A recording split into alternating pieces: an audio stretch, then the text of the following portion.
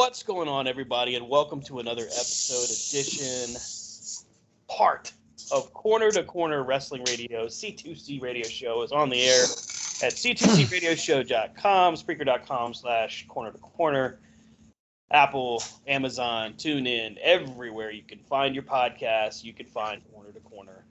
I'm Stan Grubb, and my tag team partner, Brian Taylor. Sup? How's it going? I'm doing. I enjoyed the XFL this weekend. That was a good thing. XFL wasn't too bad. Did you? Yeah, it wasn't too bad. I was actually kind of laughing because they had Greg Williams on the sideline losing his shit. And I was like, man, that's really reminiscent of his time in Washington. So screaming at his coordinators. Who'd you watch? I watched, I watched, of course, DC against Seattle. And then Who won watched DC, the Defenders won 22-18. Good.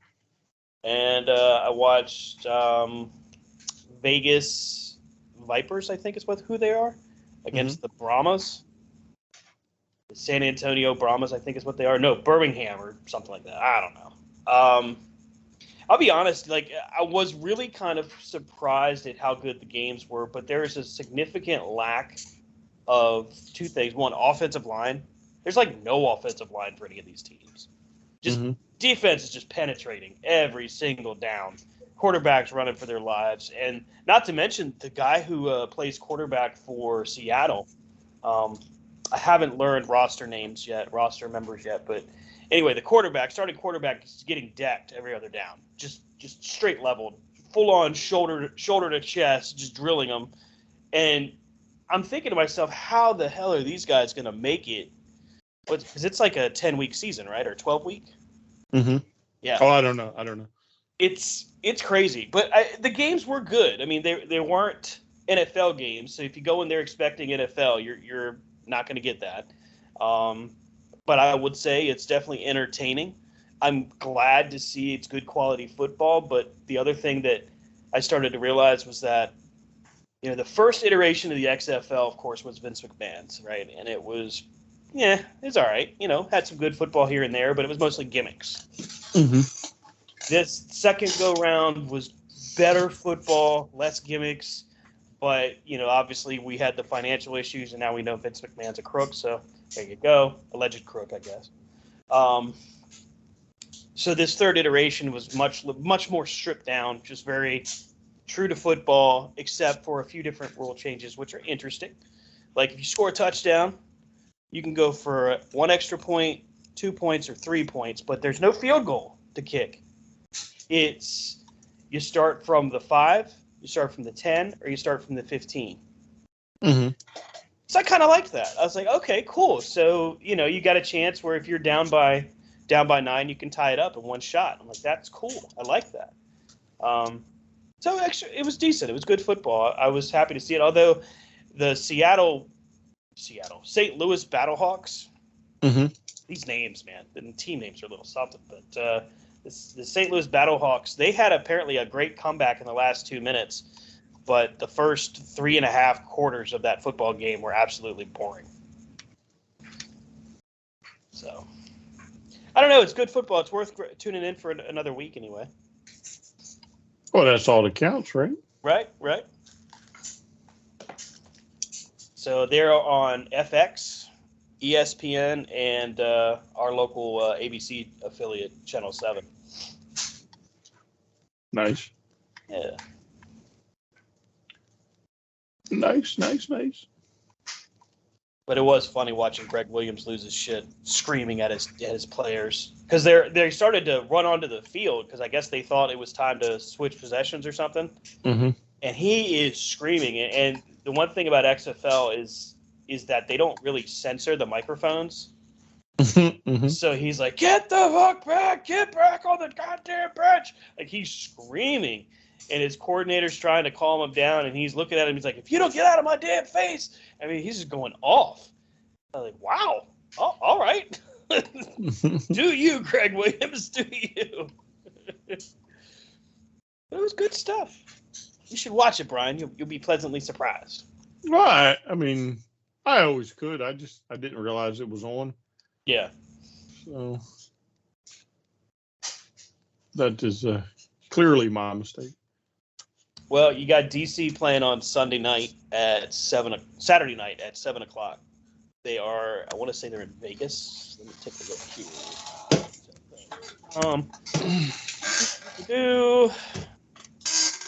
Schedule. Here we go. Go to xfl.com, and week 2 is DC at the Vegas Vipers at 7 o'clock.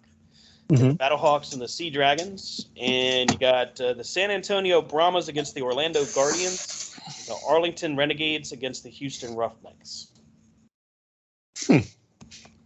Interesting team names. The logos are cool. Cool. Worth checking out. Had a busy wrestling weekend, man. We had the Elimination Chamber on Saturday. We had Battle in the Valley on Sunday. And, hey, I would prefer to start with good stuff, but I got to actually start with somewhat of a complaint. Now, before I go too deep into it, I want to say that Elimination Chamber in and of itself was not a bad event. Wrestling-wise, it was pretty decent. Some good stuff, some not so good stuff, but all in all, I guess if I had to give it a grade, I'd give it a fair one. We'll talk about that towards the end, but we had the Elimination Chamber. The very first match of the night was for the women's title shot for the Raw brand. You had Asuka, Nikki Cross, Liv Morgan, Raquel Rodriguez, Natalya, and Carmella. Brian, what do you think of the women starting the show? What? I mean, why can't they start the show? Nothing that says they can't. Did you think the match was good? Did you think the match was bad? Well, I had no problem with the match. Yeah. I wouldn't necessarily say I watched or paid, like so much attention to it, but I didn't think it was bad. I'm not really sure why,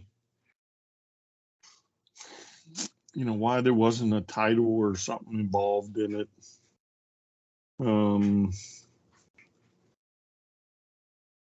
But I didn't think it was bad. Yeah, I mean, I would have actually preferred it to have been for the Raw Women's title, except I think I like the idea of it being Asuka and Bianca, but you better pay it off. It better be Asuka's win at WrestleMania. I mean, you're 6 years too late, but still, you have an opportunity here to give her a big title win at WrestleMania. Mm-hmm. Yeah, but that's probably not going to happen. You think so? Yeah, I mean, they're not known for doing smart things, and we'll talk about some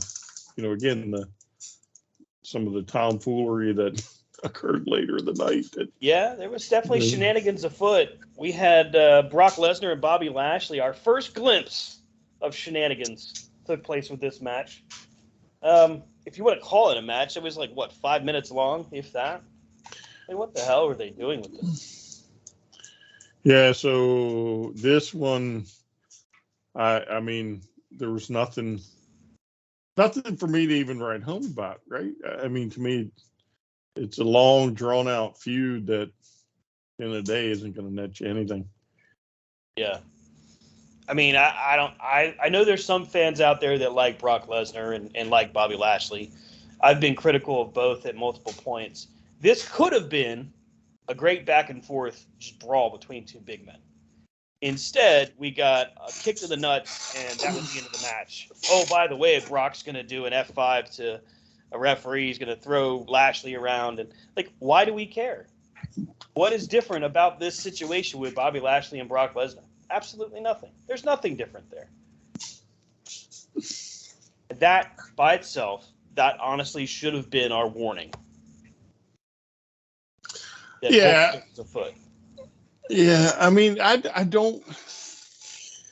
I've never really understood this one to begin with. Mm-hmm. Brock and Lashley. Well, don't get me wrong, I like both of them, but I don't understand it. To me, it doesn't really like there's no story, right? Yeah. They're both good guys, but they're having a tiff, you know. Okay, so what are we paying off? The Hurt Locker's back in business.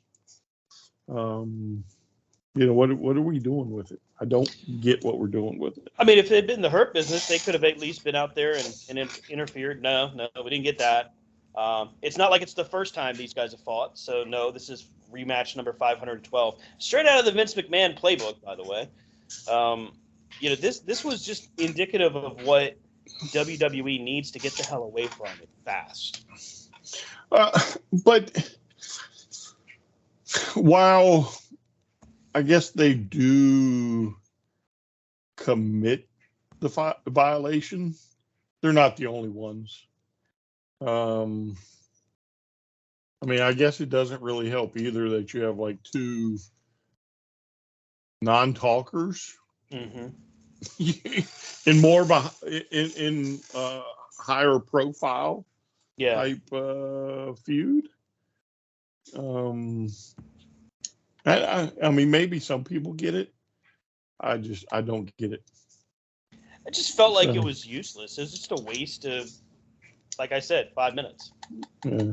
I could have watched 5 other matches that would have had a good solid 5 minutes instead of this garbage. Like, that's how I felt. Like, it was the worst part of the night was that. Well, maybe not the worst, but it was definitely bad. We're going to go on a side tangent here, but that's okay because we come it's back. It's our show. That's right. We come back from break, and it's Ariel Helwani is in the audience, and he's with George St. Pierre, GSP from the UFC history. And Michael Cole makes a comment saying, there he is, the world-renowned and unbiased Ariel Helwani. Now, why does this stand out? Why is this a big deal? Now, in most cases, people will be like, it doesn't matter. It's Ariel Helwani. Who gives a damn? And you're right? But at the same time, apparently Tony Khan thinks it's kind of a big deal. I'm starting to wonder if maybe Mr. TK is not aware that it's actually a work. But Tony decides to hop on Twitter the day before, on Friday, and calls Ariel Helwani a fraud and a hack or something like that, and that Tony Schiavone and the rest of his crew could do exactly the same shit he does. So, like, have we forgotten where this comes from? Have we forgotten where it comes from? Bring me up to speed, buddy. So you don't remember the interview? All right, so let me set the stage, right? And this was several months ago. Okay. Ariel, I guess, interviews Triple H, right? Back during the Vince's scandal, and feeds them what are legit softballs, right? Never once brings up Vince. Right. And this is back during the scandal, right? Yeah, neck deep in it. That interview takes place right as soon as everything's breaking. Yes, we don't ask question 1 about it, right? Then eventually, sometime thereafter, he interviews Khan, right? Khan tells him he's not going to answer anything about the brawl, the scrum, right? Kenny saving the poor dog, whatever you want to call it, right? Somebody save Larry. Yeah. Tells him, I'm not answering that. Ace Steel bit a guy. Right? Yeah. I'm never not going to do that. So. But anyway, so Tony tells him point blank, I'm not answering those questions. Right. Right? And I'll lay you money, right? Because every good person that goes on an interview is going to kind of want to know what's coming at them. Right. He probably said going in, I'm not answering those questions. Yep. His publicist or, PR guy for AEW said, we're not answering those questions. Right on down the line. There was probably several people that said, we're not going to answer that question. Leave it alone. It's not going to happen. Right? So what's he do? He keeps going on and on and on about this fight, right? The brawl, right? Tony has to tell him, it's not happening, kid. Keeps going on, though. doesn't let up. Mm-hmm. So Tony becomes the worst or a very bad interviewer, right? Oh, this guy, he was bad, right? Is what Ariel says about Tony. This was one of the absolute worst interviews I've ever done. Right. He says it's disappointing, and he doesn't understand why Tony didn't want to answer his questions. Right. Yeah. I recall that. Yeah. So again, it's just funny that here the guy is supposed to be, a journalist, impartial, whatever. And then here's Michael Cole taking shots while the guy's standing on your program. Now I get it. I used to love Monday night, and who will ever forget that'll put butts in seats. Right. Right. That's great. But that's where this is coming from. That's what people have to understand. Right. This is a guy that apparently is like legit on their payroll. Or if he wasn't, he is now, because I bet you he got paid for his little guest appearance. Legit on their payroll. Mm-hmm. And he doesn't acknowledge the fact when he goes to interview Tony. And to me, that's what do you call it? Sensationalist journalism or whatever. I mean, it definitely comes off like that. I remember when Helwani comes on or does his kind of post-interview thing where he says, yeah, I was really disappointed. And I remember Tony Khan being taken off guard by that, saying that, and he publicly states, he's like, listen, I told him I wasn't going to answer these questions. So he does say that. And he says it during the interview. He says, yeah, I'm really not going to get into that. I mean, he doesn't do it in a mean way. It's just very, I would call it diplomatic. What? But here's the interesting fact, right? Yeah. I'll lay you money, HR put a gag order on them. Oh, I'm sure. I'm sure that legal and HR both are like, you don't say shit. Yes. Yeah, absolutely. And if this guy was any type of credible journalist, yeah, he would have known going in, it's not going to happen. So here's the question then. Why wait to go and really to go ham, really to go off until February 17th of 23? Because the interview was last summer. Well, last fall-ish. We'll say fall. Either way, I mean, it's been a considerable amount of time. He's right to say his opinion. I don't dispute his opinion at all. My issue is more along the lines of, dude, what the hell? Where does that come from? Did we forget that we're in a... No. Who are you talking about? Tony? Yeah. But he did state his opinion. All right, so let me ask you this, Stan. Sure. So you're AEW. Right. Right? And I'm WWE. Okay. Now you find out what you've been suspecting all along. Right. Right? That this guy did what he did, probably just to try and make you look bad. Won't be the first time a wrestling promotion has done it. It's not going to be the last. Right? Mm-hmm. So why wouldn't you go out there on Twitter and take the first shot? Was it because he did the voiceover for Sami Zayn's journey home? Is that where this came from? I couldn't truly understand why. I have no idea. But, this guy, Tony can, go after him every day for the rest of his life if he wants to. Yeah. I mean, it was interesting because he timed it in the middle of SmackDown and in the middle of Rampage. I'm like, damn, what the hell? Yeah, because somebody probably said, hey, Tony, guess what? Your boy's on the payroll. The thing is with Helwani, I mean, if he wasn't on payroll before, I'm kind of the mind that maybe he is now. He's got to be now. And that's fine. I don't begrudge anybody an opportunity. Go do it, man. Do what you got to do. I think he did play Tony for a sucker. And I give him that. I give Tony that because he comes back after the interview. He's like, it didn't go well. Don't even want to answer my questions. They want to play ball. But then he does the interview with Triple H, and I agree with you. He does give a shit ton of softballs. I think he goes in it at the same time, though, thinking there's no way he's going to answer me. The question becomes, why wouldn't you just give Tony that same respect? You know, if you don't think Triple H is going to answer you, by the way, Triple H is basically in charge of WWE at this time. Oh, by the way, Triple H is also in the most corporate of mindsets. You have to know you're not going to get answers to those questions. So you don't ask them. Tony Khan's what? The owner of a football club overseas in the UK, the Jacksonville Jaguars, along with his father. Oh yeah, and AEW. It's got 3 different major corporations.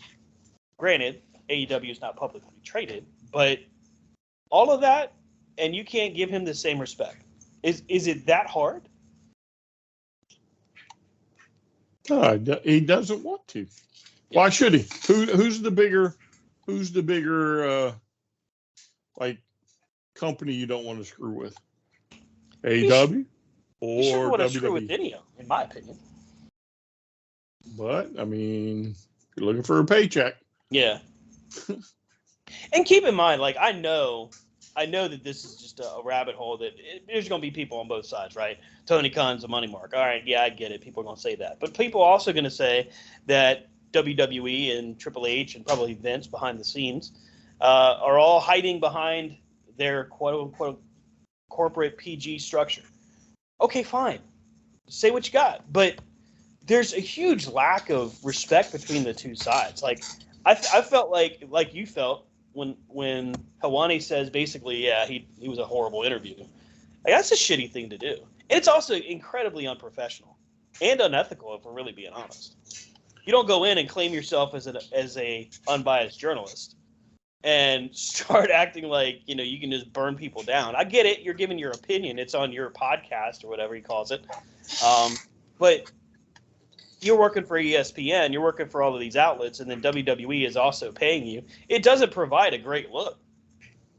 And, I get why Tony would say what he says.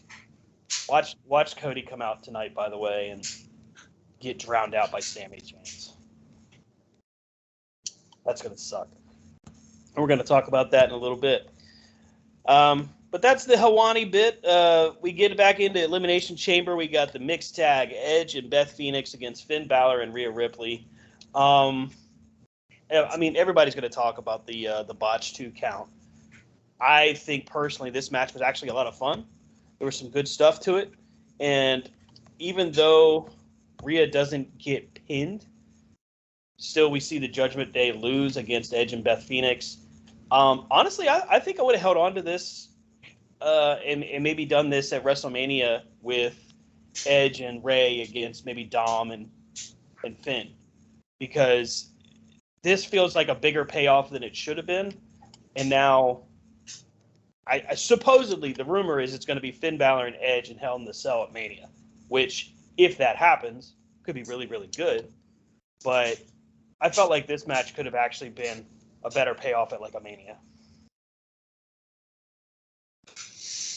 Once again, it's this is something that doesn't really interest me. It doesn't really interest me. Yeah. So I'm old school. I'm old school in the fact that if 3 or 4 guys jump one guy, chances are one guy's going to get his ass whooped, right? Yeah. That's how it works. And I'm not quite sure, like, how or why Judgment Day just hasn't, like, wrecked Edge by now. How they keep getting drug into, like, now Beth Phoenix is involved and, everything else. And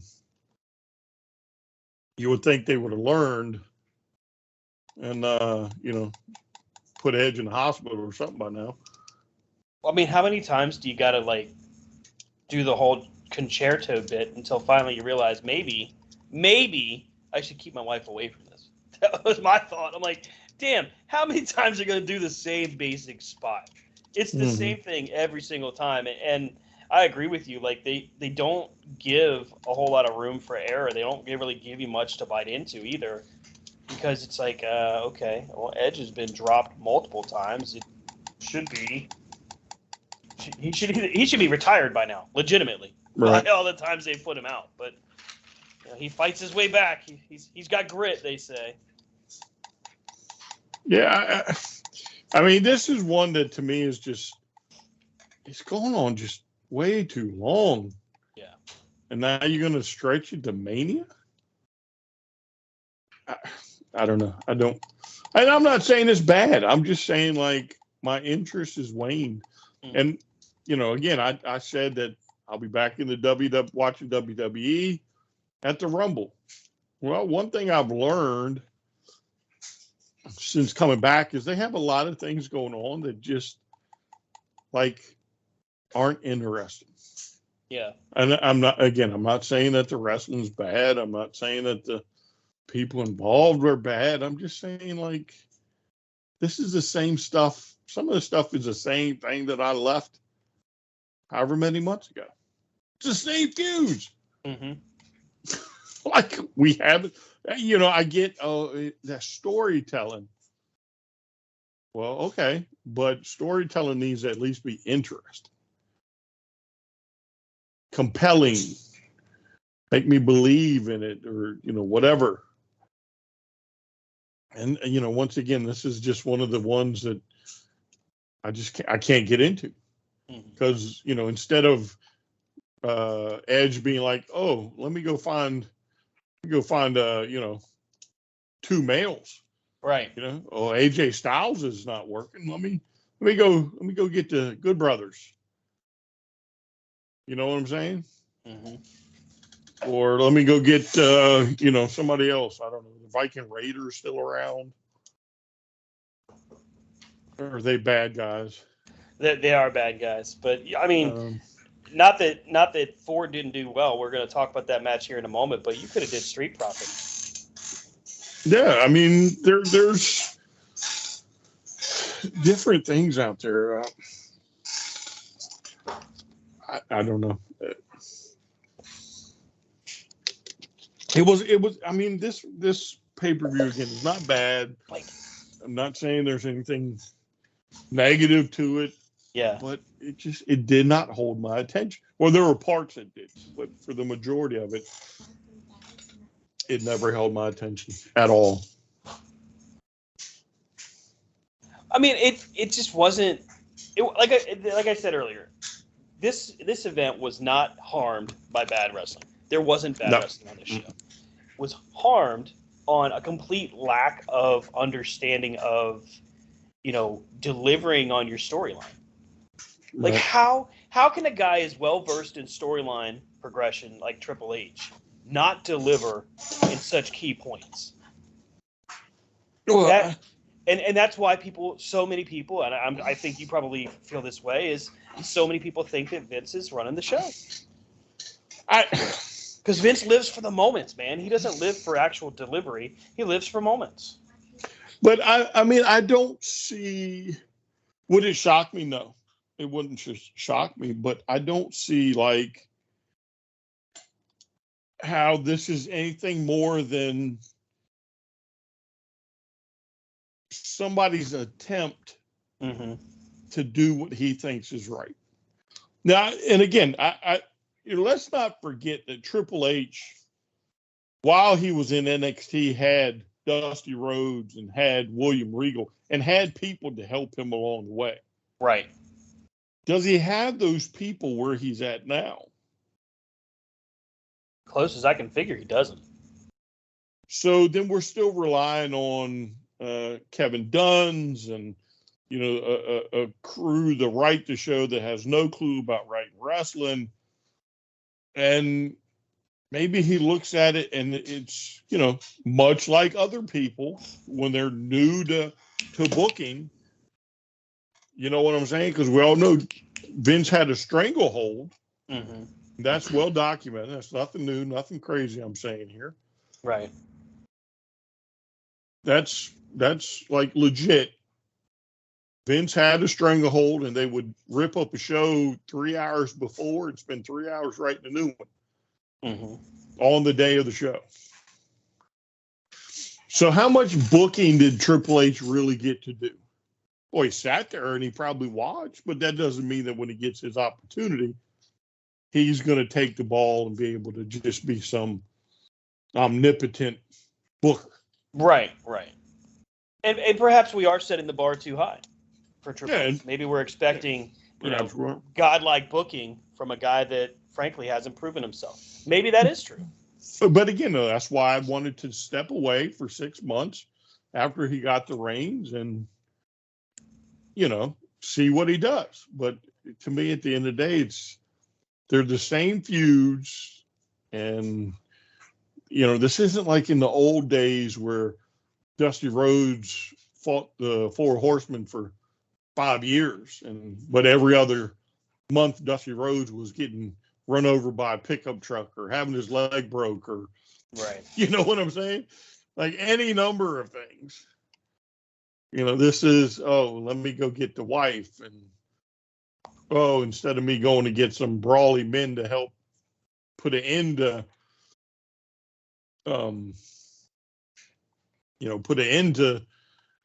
Judgment Day once and for all. No. We're going to prolong this. And at the end of the day, even if Edge wins, he's not really going to win. Right, because it's the I hate you, this will never be over, blah blah blah blah blah. Yeah. And it's like, dude, like we get it. You hate the guy. Okay, fine. Can we just keep it moving? Yeah.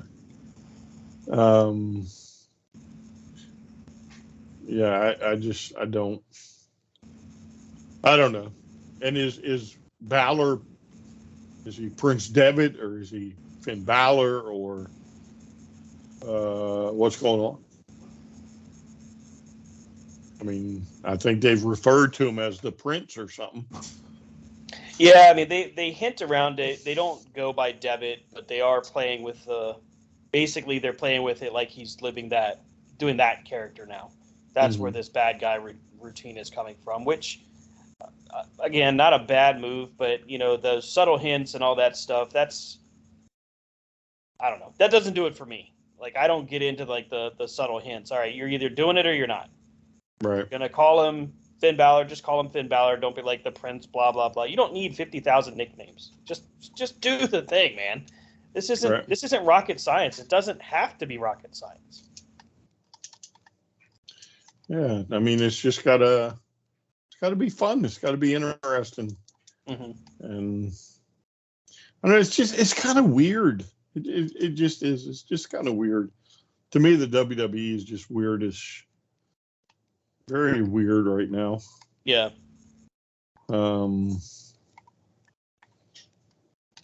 So I mean, again, I'll give them the opportunity and see if I'll keep watching, see if they do anything. But it's weird. It's really weird. I think once WrestleMania has come and gone, we can do like a full episode of, grade Triple H's performance as the guy in charge, because we'll have a full year where we can actually look. Okay, here's Mania. Here's where he would put this guy in the position and this guy. I think right now it's almost done.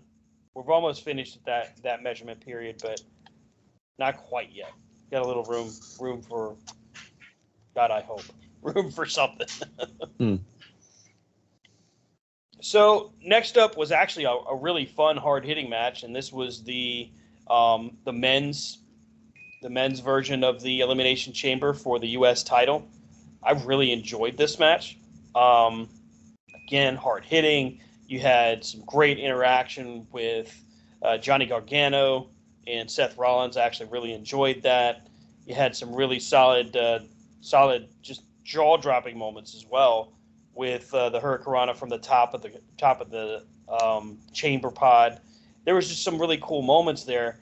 And while it was predictable that we were going to see Logan Paul, and I think a lot of people were like, Oh, wow. I can't believe it's Logan Paul. I mean, Seth Rollins had kind of telegraphed it by going on Pat McAfee's show and talking about how Logan Paul doesn't respect the business and doesn't respect what these guys go through and all of that. It gave us Austin Theory still as our U.S. champ. And the going rumor right now, Brian, is that it's going to be Theory and John Cena at WrestleMania. So, I've said it multiple times on my feeling on, like, superstars coming back and getting these types of higher profile matches. And, that's not going to be anything that I'm going to concern myself with. I mean, people will pay to see John Cena, no doubt. That is kind of a given. But, like, this is going to be what? John Cena beats him and wins the title? For what purpose? Okay. So John Cena loses again. Yes. For what purpose, right? Like, there's no logic behind any of this. Yeah, so this is clearly, to me, would be a Vince move. Yeah. Yeah. Because there's absolutely no rhyme, no reason whatsoever for this. I mean, I'd be very curious, like, although it's not something I want to see because it, again, has happened multiple times, but who is Seth going to wrestle?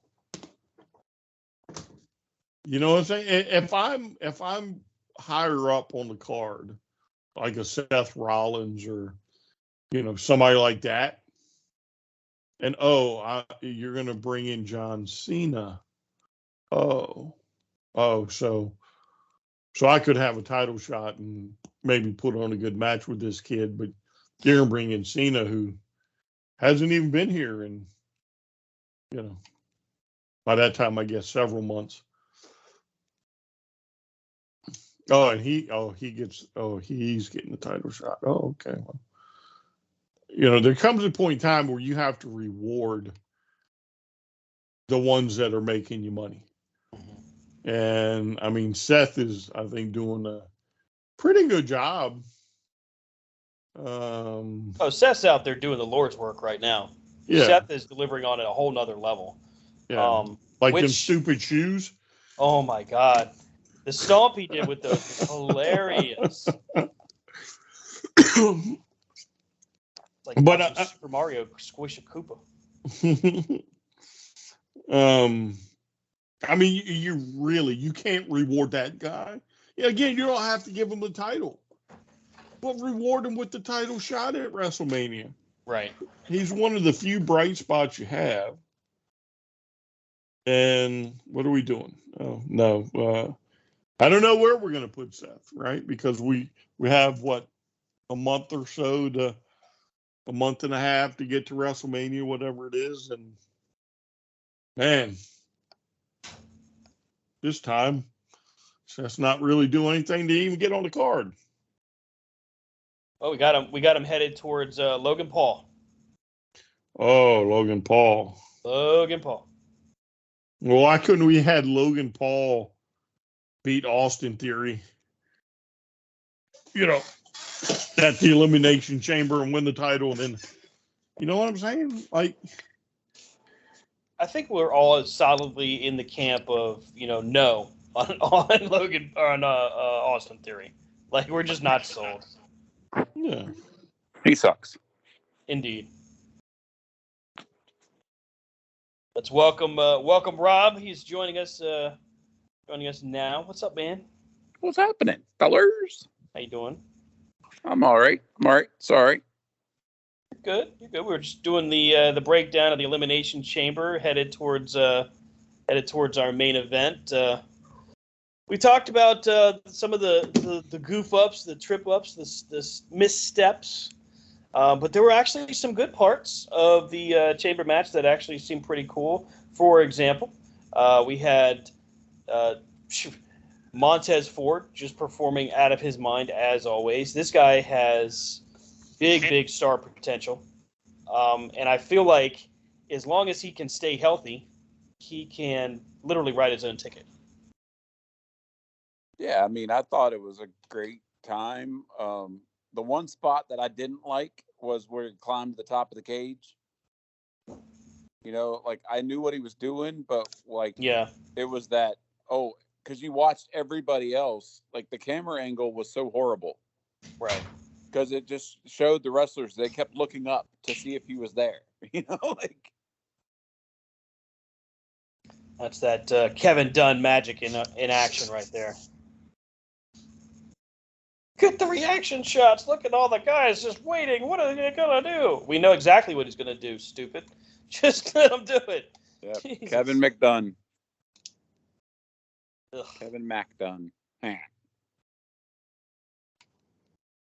always floors me when people will take the time to start looking at, well, you know, he did something for Vinny. He did something for Vince.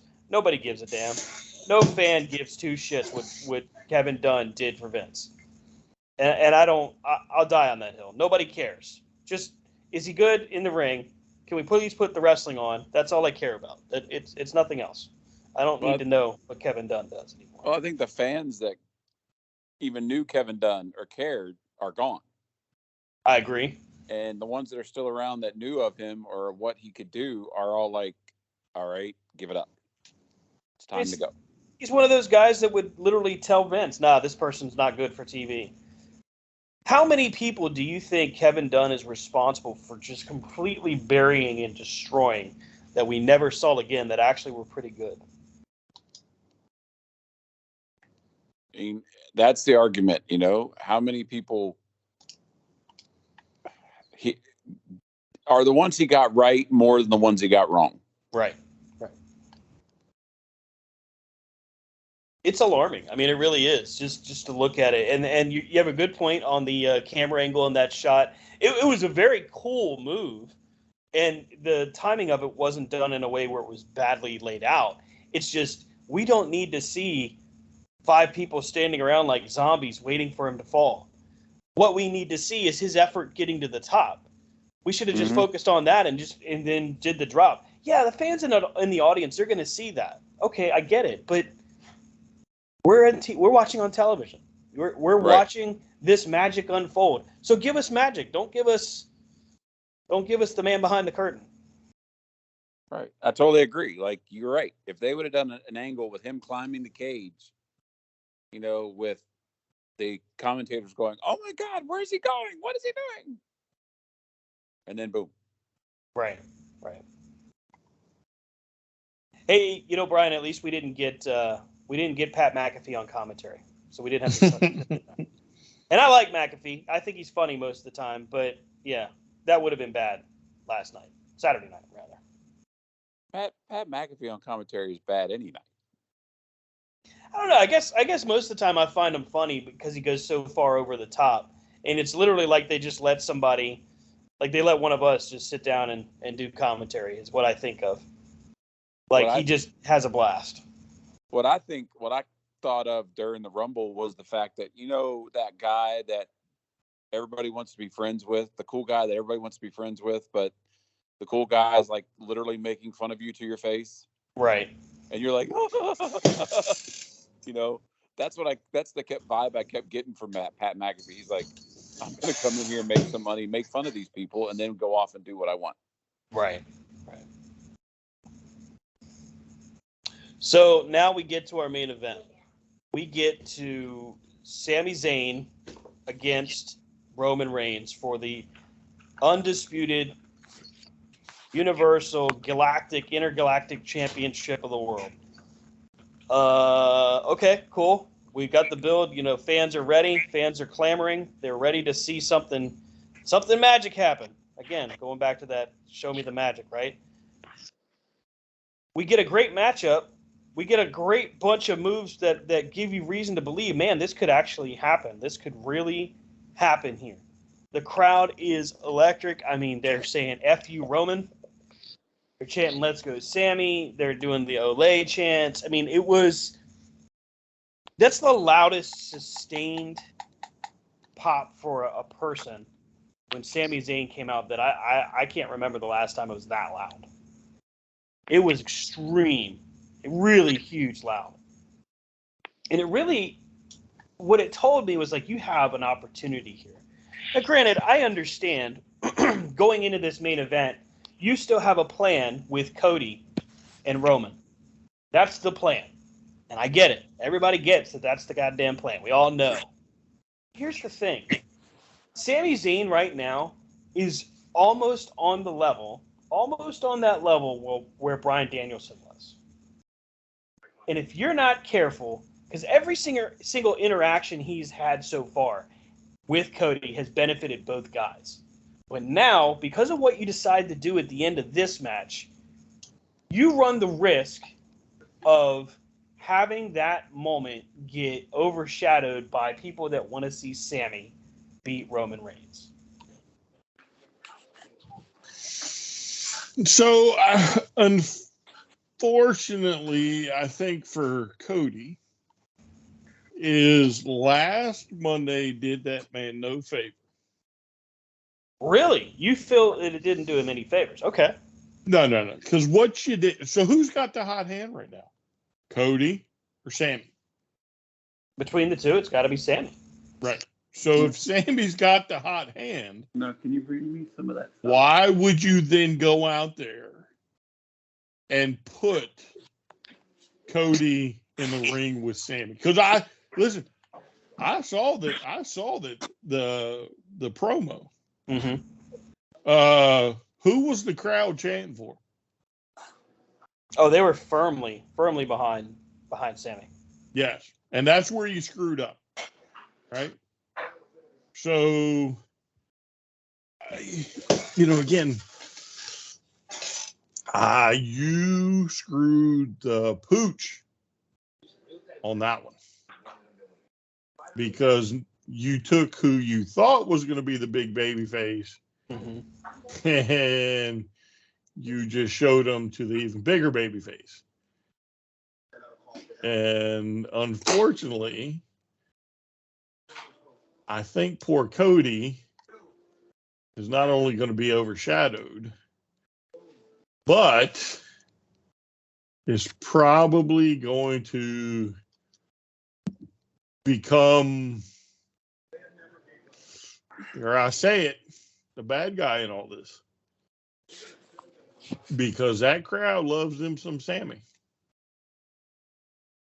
And they don't feel like it's finished. Right. They haven't gotten the payoff that they want. And I agree with Brian. I mean, this is the result of a year in advance booking. Like they have it so regimented that they can't fly. Like they could, but they don't.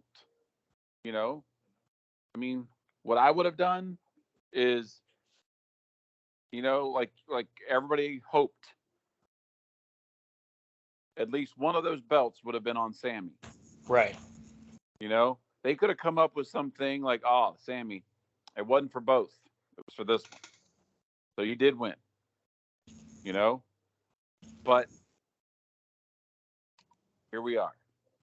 The Sami series isn't finished yet, and now we're how close to WrestleMania? And it gets better.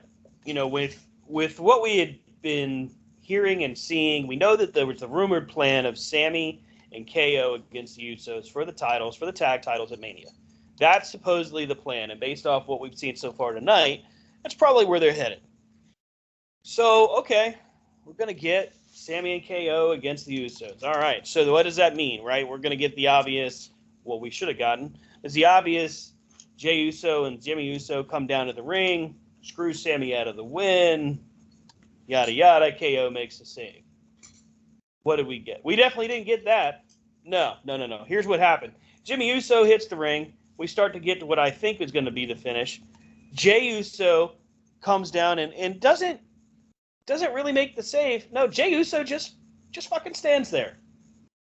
Doesn't move an inch. Just stands there. Doesn't say anything. Doesn't do anything. And it gets worse. It gets to a point where Sami accidentally spears. Now we're all on the corner of it's Sami's friend Jay. So Sami spears his friend out of the ring, which causes the finish. In the most, like, So who does he? kiss your sister kind of win. So he spears Jay again? So basically he goes for the spear. Roman ducks out of the way. Jay's standing behind Roman. So Jay catches the spear and goes out of the ring. Again. Or are you talking about the other night? I'm talking about Saturday night. Oh, okay. My bad. Yeah. I got confused. So, okay. Sami doesn't win. All right. Well, obviously something's got to happen here, right? There's got to be more to this. Got to finish and deliver on this, right? No. Not only do we not deliver, KO comes down to make the save because they start to beat up on Sami. And now it's right. We're going to get the reconcile, right? We're going to see the two best friends hug. And it's okay that this is predictable, by the way. It's okay that it would have been predictable. But they don't even do that. No, instead, KO does come out and make the save, but he's basically like, F you, and walks away. Really? So not only did you neuter an entire storyline with Sami by not delivering on a finish, both good or bad, not only did you neuter a plan for KO and Sami to face the Usos, because now who's going to give a damn about Jimmy and Jay defending tag titles when Jay doesn't even want to be there? You literally just made it like Jay doesn't want to do anything and Jay doesn't want to be there. Oh, by the way, to Brian's point, now you've also successfully neutered Cody Rhodes' plan because you didn't want to take a chance. Well, no, I don't think you've like neutered his plans.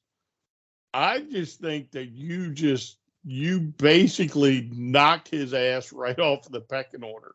Yeah. Like, I mean, is the crowd behind Cody? Yes. Solidly, yes. I mean, think about it. The last few weeks outside of the Sami promo, you've had the whole, you weren't your dad's favorite son promo. Great work, by the way. Great promo. Yeah. But, again, it's a tried and true method on getting the crowd to sympathize for you. Get them in your corner, I guess. Sure. But again, the whole time you have been running the storyline that you should have seen come to fruition. And you just screwed the pooch because basically with you not giving Sami the rub, the nod, the win, whatever, poor Cody. Every time he's in the ring, they're going to be chanting for Sami. And this is where it really irritates the shit out of me. I'm not saying that Sami had to win. I'm not. Would it have been awesome? Absolutely. But he could have also won by DQ. He could have won by countout. Could have given him the whole Lex Luger vibe where you give him the moral victory or whatever the hell it's called. What you did there was you basically showed the entire world. And yes, Triple H, 5 minutes, a bad 5 minutes of any part of your show, you're absolutely goddamn right. You're never going to hear the end of it. And for good reason. Because that 5 minutes delivers on storylines you've been building for over a year. 900 days, if we're going to be exact. So, yeah, you're damn right. That 5 minutes is going to suck balls and everybody's going to let you know about it. So what do we get? We got your absolute blatant inability to deliver on a storyline. And you can't tell me anything different. I don't give a damn if Sami wins the title. I give a damn that you take an action, you take a step. All you have to do there is say, to Brian's point, Sami won by DQ or count out, and now he's got a reason to push forward. You've given him something, but now because you've given him nothing, I'm supposed to buy in and say that Sami's going to fight from the underground from the underdog position again to go after the tag titles. Oh, by the way, KO stretches it another week tonight on Monday Night Raw as he basically says, "Hey, if you need a partner to go stick it to the bloodline, go get your buddy Jay." I've seen on social media said that Jey Uso is the story. It starts and ends with him. Yeah, no, that doesn't do it for me. what they've Sami done. is the guy. What they've done is they've thrown Cody. They've done to Cody what they did to Daniel Bryan when they threw him out at number 15 in the Rumble. Yes. You built all this shit up, and now you've thrown him out. What they've done to Daniel, what they've done to Sami is when, and what this is reeking of, is when you had, finally you were going to have Hulk Hogan versus Ric Flair at WrestleMania. Right? You were going to have Hulk Hogan versus Ric Flair at WrestleMania. And then what'd they give us? Ric Flair versus Randy Savage and Hulk Hogan versus goddamn Sid Justice. And this is what it's stinking up. You're going to have, you couldn't give Sami a title, or like you said, the emotional victory, the moral victory, whatever. And so now you're supposed to, you're expecting your fans to give a shit about him winning a tag title with a person that he literally beat the holy hell out of for the last month, 2 months. How many times did he turn on Kevin Owens in the, and then Cody, like you said, if Cody gets the victory, at WrestleMania, people are going to be like, yay. But at the end, they're going to go, it should have been Sami. Now, there is a saving grace to this. There is a way to turn this around. You can still get everything you want out of this storyline. The hope is not lost. But it's going to take a real ballsy call. And here's what you do. This is my thought on it. Here's what you do. You go into WrestleMania, and you have Sami and KO challenge for the tag titles. And they lose. They don't get it done because KO and Sami can't communicate. It's a botch. Somehow they lose. They don't win the titles. And everybody is now pissed heading into the main event.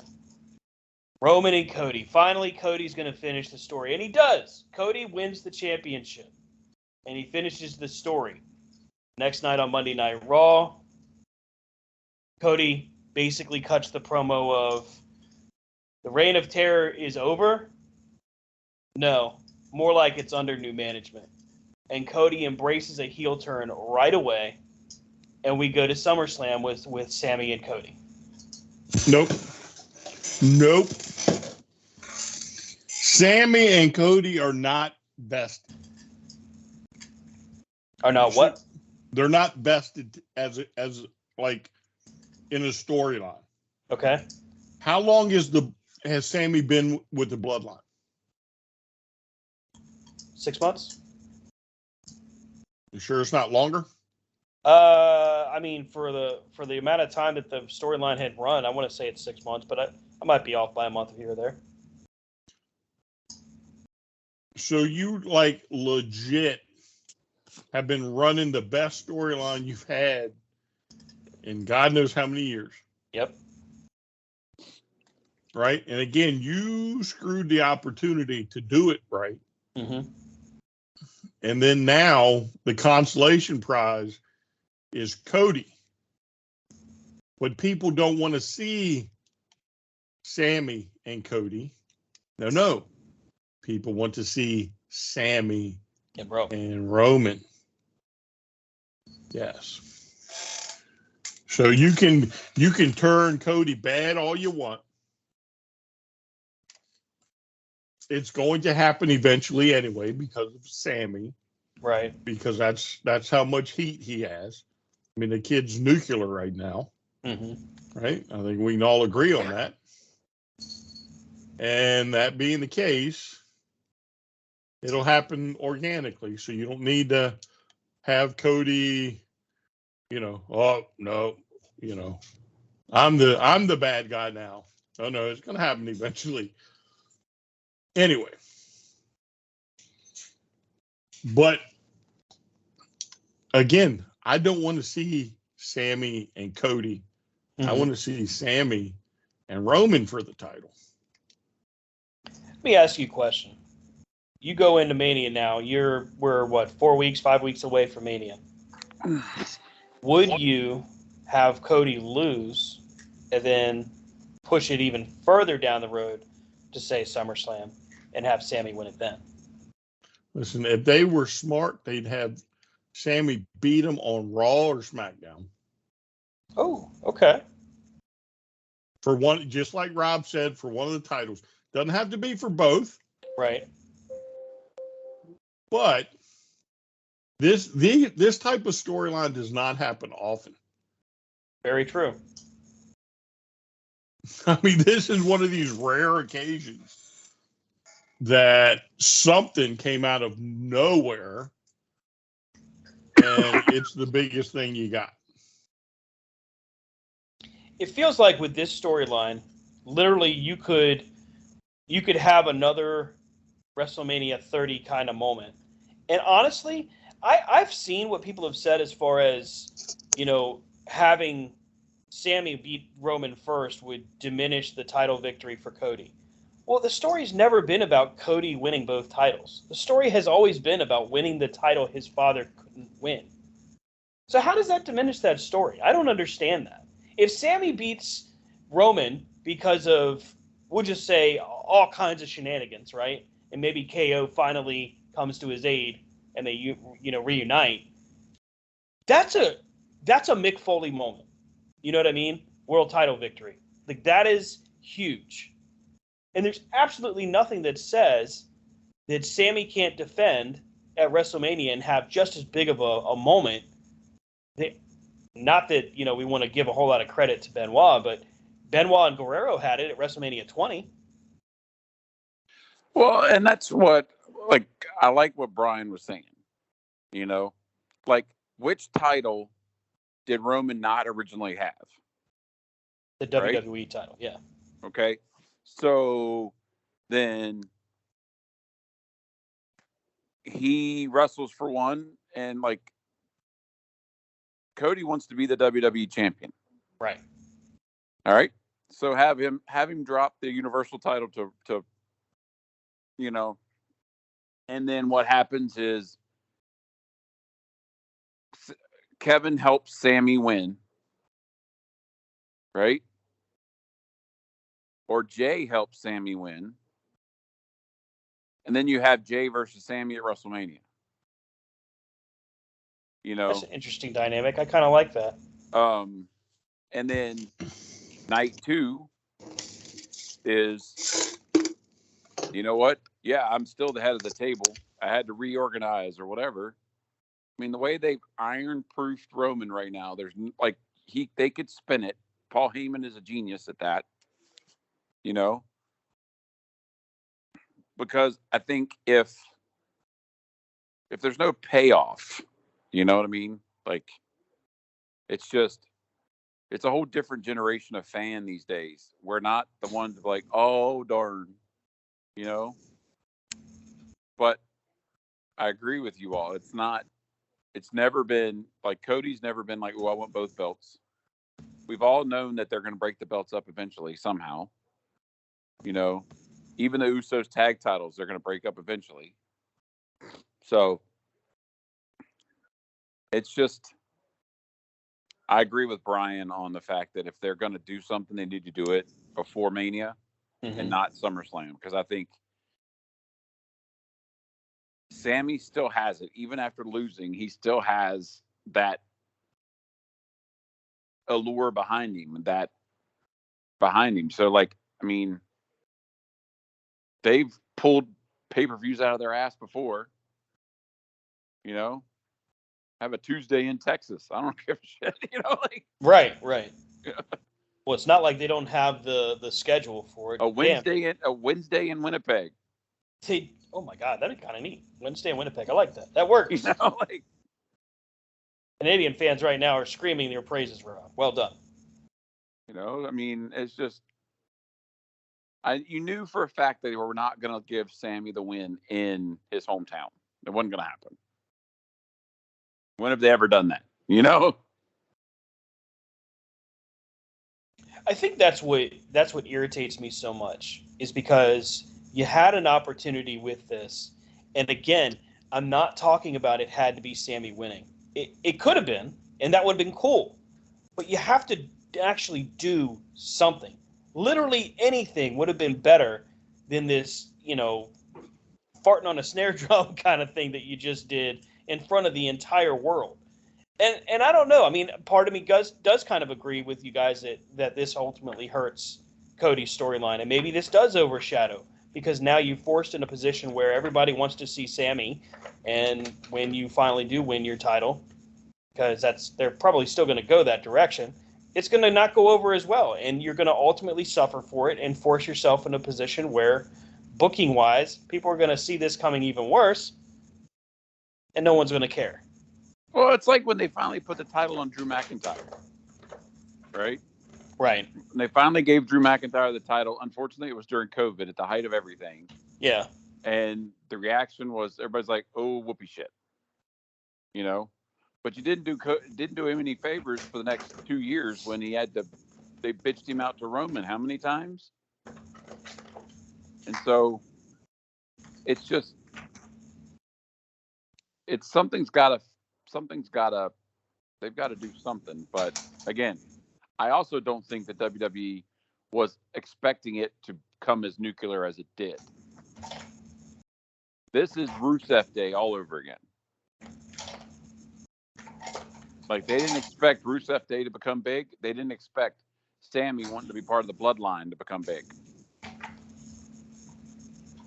Yeah, they've publicly stated that many times. I mean, basically, Sami was a guest spot on their segments. They knew that was what it was. It was just going to be for a short amount of time. And the next thing you know, everybody takes to Sami Zayn. Everybody wants to see Sami. And it's great for Sami. I'm happy for him. But at the same time, it's like you're screwing this guy by not giving him something. And it's just, it floors me. And it's actually kind of sad that it still floors me when they make these kind of goofball decisions. And the reality is, when we start looking at it for really what it is, it's just, it's because it doesn't make sense, it almost hurts your brain. It's like, make it make sense. Find me the logic. And that's like trying to find a needle in the haystack at this point.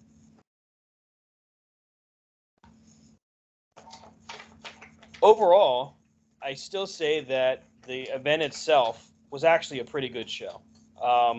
Yeah, they've got some glaring issues and some room to really, really complain and shout at the heavens, so to speak. But overall, I thought the pay-per-view was pretty solid. I mean, the premium live event, pardon me, was solid.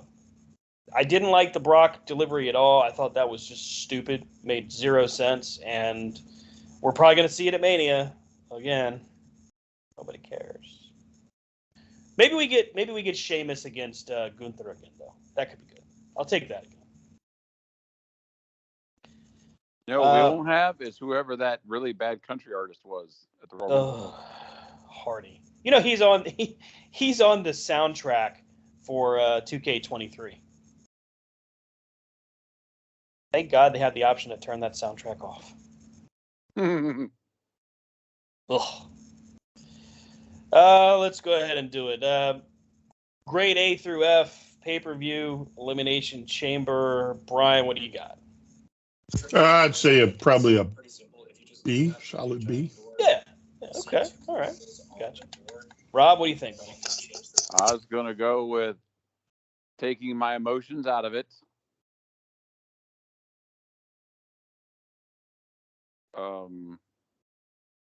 He got quiet there for a second. I was like, damn, this is not going to grade it. I'd say a B minus. Okay. B. Yeah, and I'm with you guys. I think a B plus maybe. Solid show as far as the wrestling was concerned, but the bullshit finish of Sami was just bleh. And I know that somebody's going to go out there, and I always love when you see these takes on Twitter and stuff. Somebody's going to be like, they got you. Let it play out. Nah, fuck that. You have any idea how old I am? 44 years old, damn it. I don't have time for this. So let it play out. Just get to it. Quit screwing around. Do it right. Grumpy old wrestling fan. Well, what are you supposed to let play out? Whatever the hell the story is supposed to be. And that's like the question. What is the main story now? Is it supposed to be Cody? Oh, yeah. I mean, it's going to be Cody. So, And again, which is what you probably had planned when he signed, right? And I like that. I want to see Cody win the title. I'm in favor of that, but I don't feel like this. What the hell? What is that music? Don't worry about it. Keep going. We're gonna get demonetized. We make a fortune on it. Anyway, what exactly are they going to do here? Because I still feel like they cut the ground out from under them. Because there's been some great promos, and there probably will still be building up to this matchup. But I kind of agree with you. I feel like the crowd is going to be like, we like Cody, but we want Sami. Mm-hmm. That's what we want. And he's going to be stuck because he's going to have to turn. He's going to have to do different things, and it's going to come off awkward. And we're going to be like, this sucks. And hail and farewell, his 4-week reign will be over. I don't know. He may not have to turn because this is the WWE, and for all we know, Sami's storyline, good or bad, has run its course. Yeah. Like, they're just not concerned that, Sami is the hottest ticket they have right now. Because Lord knows we've seen the WWE do that on multiple occasions. And they could very well just be like, we're sticking with the plan because we know better. It's going to be Cody. So this challenge is actually pretty easy, although it is confusing at first. All you have to do that's the WWE for you folks. Well, I mean, and you could almost say that Sami's win, like you said, like it doesn't have to be a belt. Like maybe Sami's win is the fact that he's going to dismantle the bloodline. Right. Roman, you're all by yourself now. Maybe Sami doesn't get another chance to fight Roman until after whatever. But maybe he just plays those games with him so that he can't totally focus on Cody. Where he's got Cody prepping for him, but then Sami's over here taking out Jay, taking out Paulie. So when Roman gets to WrestleMania, he ain't got nobody.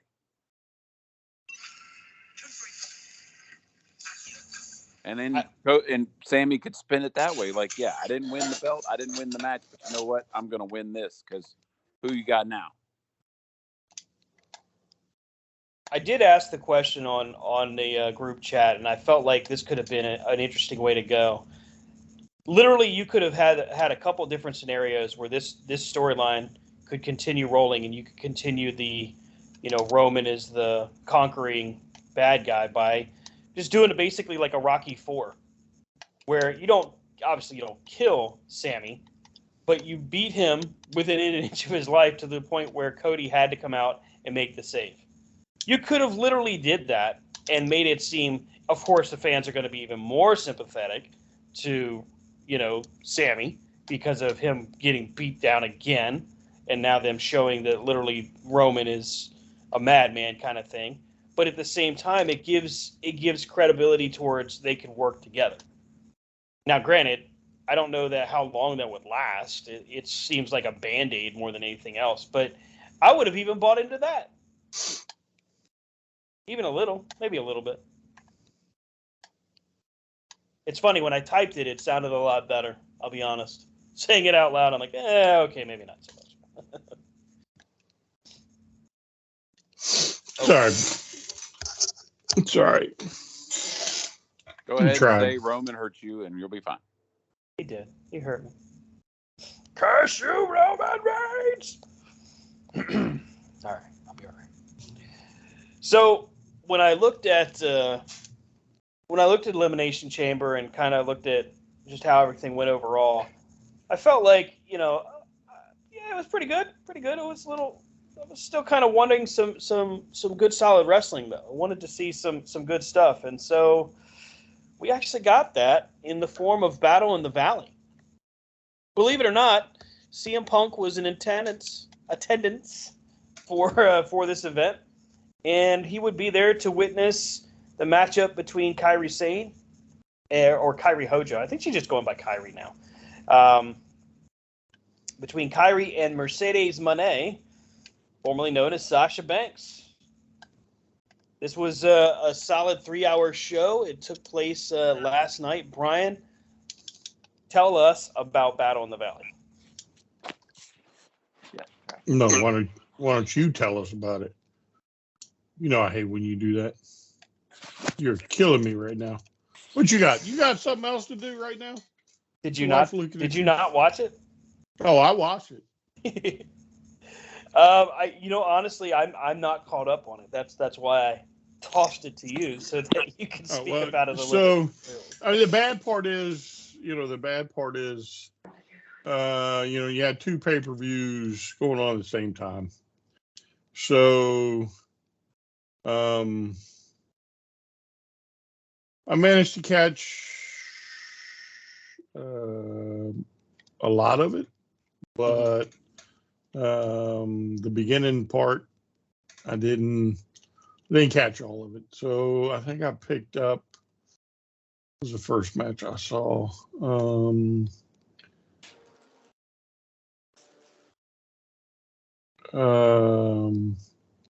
Crap, I can't remember the first one.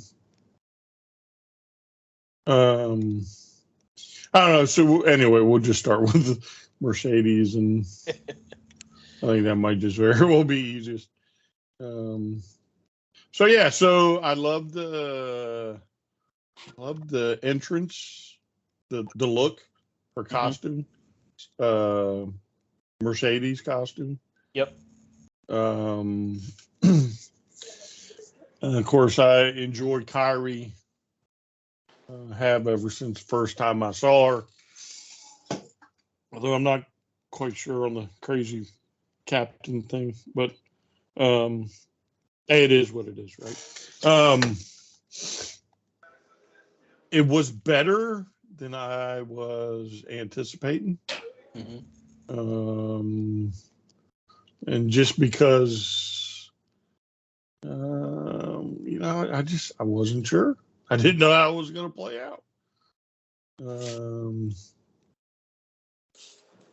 Well, you're not alone there. I was reading a report that there were actually concerns about attendance at first because they didn't know how well it was going to deliver.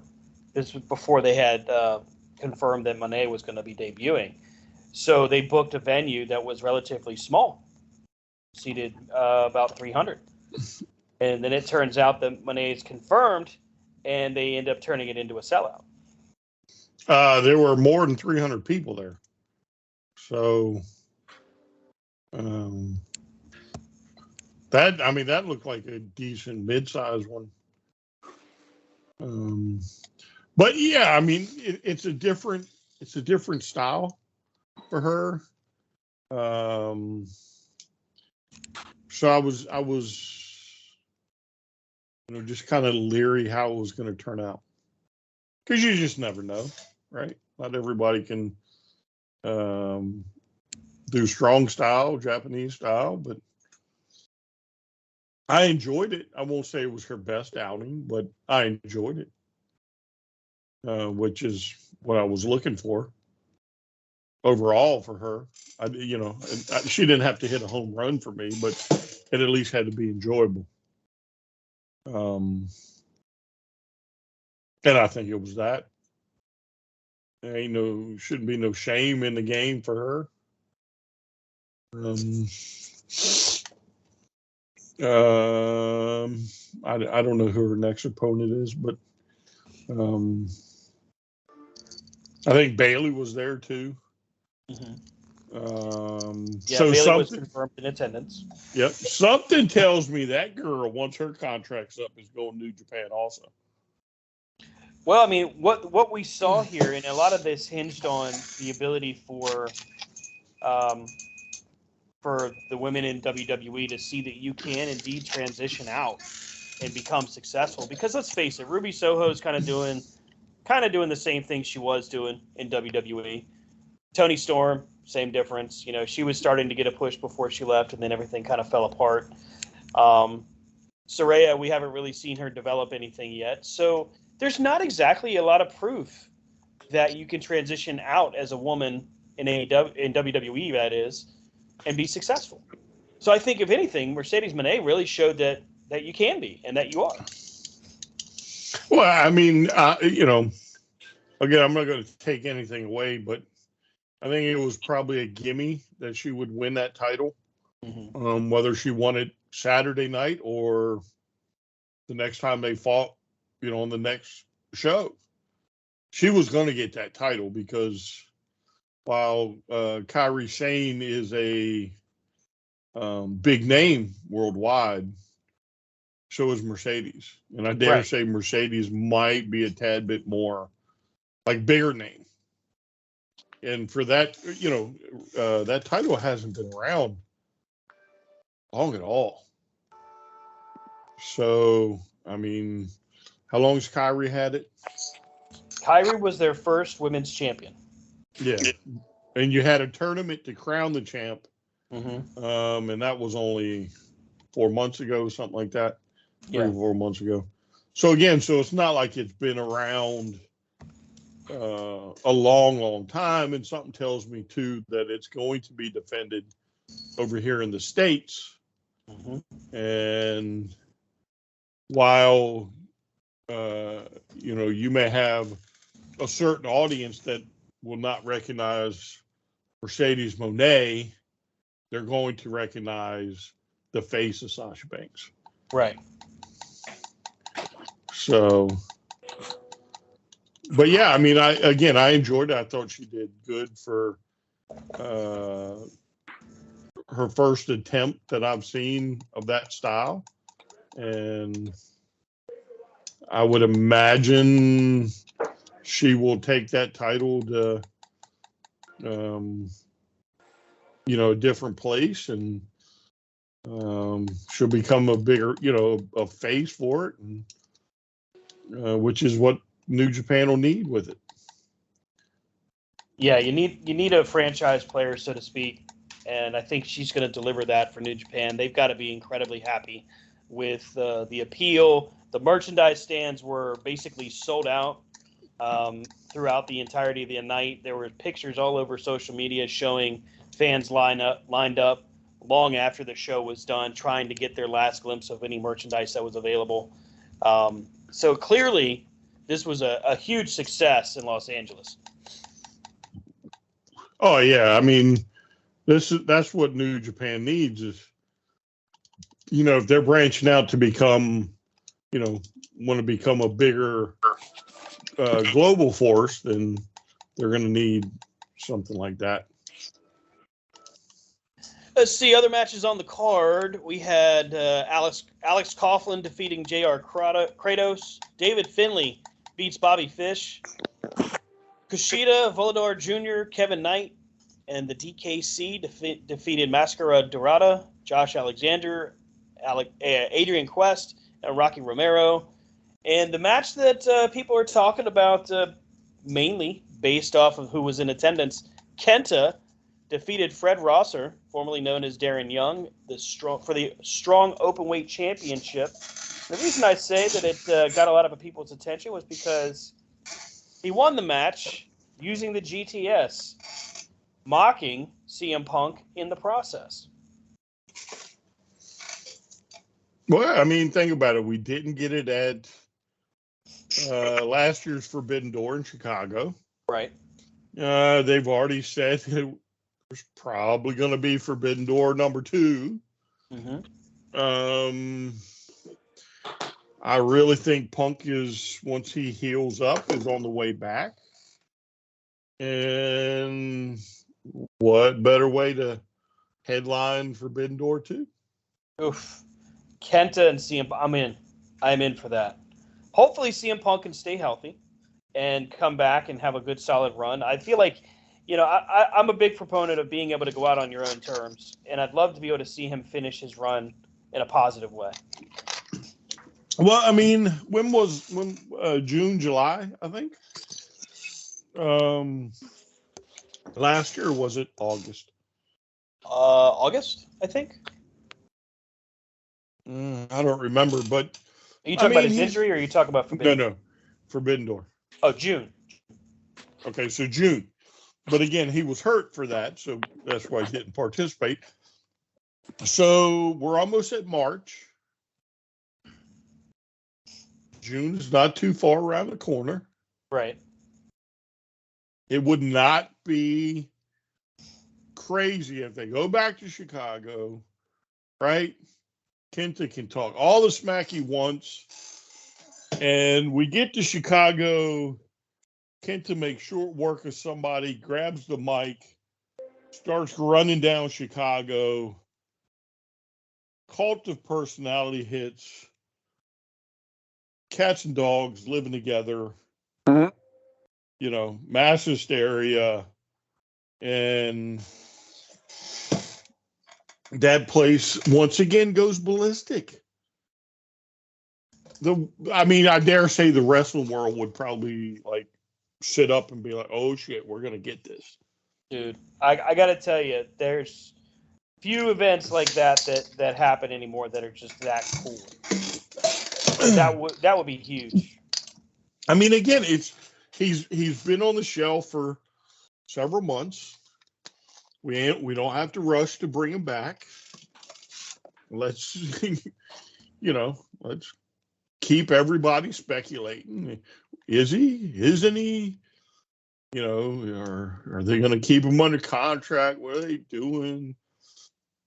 He can keep throwing hints, and Kenta can keep talking smack, and you don't even book the match. You just let it happen. Have Kenta run down Chicago and their fans, and let it hit. Give Chicago a moment. CM Punk a moment. You know as well as I do. If you didn't get the pay-per-view, and as soon as the Twitterverse explodes, oh shit, CM Punk is back taking on Kenta. Mm-hmm. There's going to be a lot of people going up. Here's my money. Take my money. I need to start watching this pay-per-view. Admit it. You'd go back for Forbidden Door too if that was on the card. So I would go back for Forbidden Door 2 had I not already planned a trip to Dollywood or whatever, Gatlinburg in Tennessee. Because listen. Last year, at the end of the year, my wife, my daughter, me, we all put in destinations. You know, everybody got to pick 2 where we're going to take, vacation this year. Mm-hmm. And I just heard a little rumblings there might be Forbidden Door 2. So mine was going to be Chicago. And somehow or another, I wound up winning the pick. And it was going to be Chicago. But the look on my wife when she didn't get the Tennessee visit, I said, nope, we need to do the right thing this year. She wants to go, so we're going to take her to Tennessee. So that means a guy's trip to Chicago. If it's announced and you book the hotel, you book the whatever else, I'm down for it because we can do just a Friday, Saturday, Sunday, like we did. Yeah, Friday, Saturday, Sunday. Mm-hmm. Yeah, I mean, and it's an hour plane ride, or hour and a half, whatever it is. I think it's about an hour, honestly. By the time the plane gets up, it's time for it to come down. Yeah, pretty much. Yep, it's going up and coming right down. Spend more time in security and on the runway. Yeah. It would not be out of the realm of possibility for me to pull that off. The plane ticket was not bad. Splitting a hotel room 3 ways would not be bad. So really your big expense is going to be your plane ticket. We stayed at a hotel probably less than a mile from the stadium. We walked. So we didn't have to fork out no money for any of that stuff. And I'm down.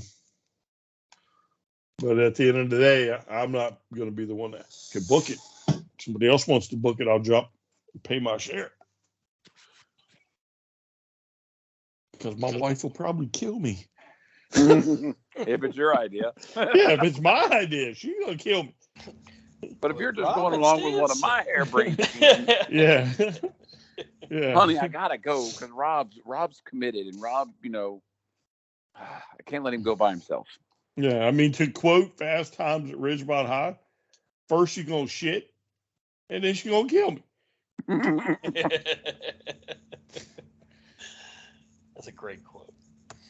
Yeah, so, but, again, if I miss this one, I'll miss this one. But that was one of the reasons I went last time. I had not seen CM Punk in forever. I've never seen CM Punk in Chicago. I wanted to see CM Punk in Chicago, and I wanted to see this fucking pay-per-view. And I'll do it again if, when the time's right. Who knows? Maybe this time we finally get Okada in a match, like legitimately in a singles match, not a 4-way. Yeah, but still, I can live with that for now. I would ultimately love to see Okada versus Omega. Dude, that'd be cool. Yeah, I would love to see one of those, but if I can't have that, I'll just take seeing Okada in a match to begin with. Because, I mean, there were only a few times that the crowd really went crazy, and you understand, like, how much of an international superstar Okada is. And when his music hit, I mean, the place just went nuts,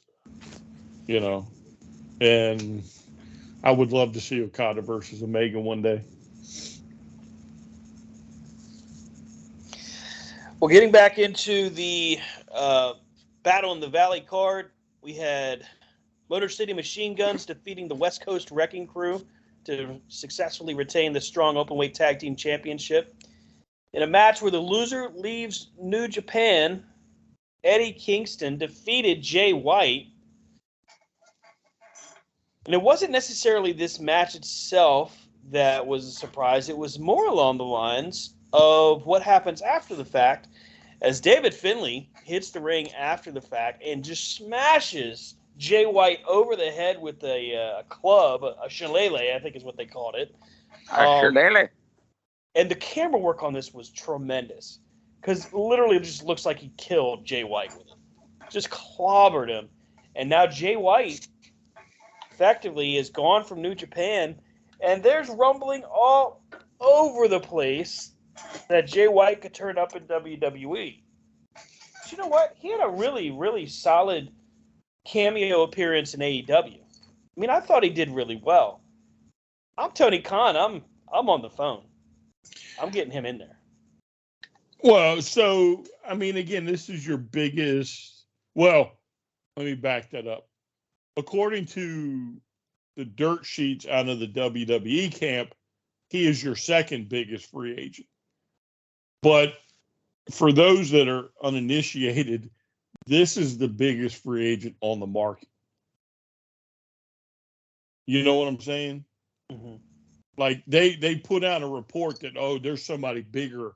Triple H, he's eyeballing somebody bigger than Jay White. And who's that? There is nobody bigger than Jay White. Like free agent was? Yes. There's no free agent bigger than Jay White right now. Jay White is the free agent, period. Like, I can't think of anybody else. Yeah. And, like, my only problem with this, and, again, he goes WWE, great. I'm starting to watch it again. So he would definitely make me want to watch it. Right. He goes to AEW, even better, because there's no question I'll be watching AEW. Right? However, once again, we are now falling into the same pattern that we have fallen into since the 90s. Two companies, two bloated ass rosters. The biggest free agent on the planet right now one of the two is going to get him in the bidding war.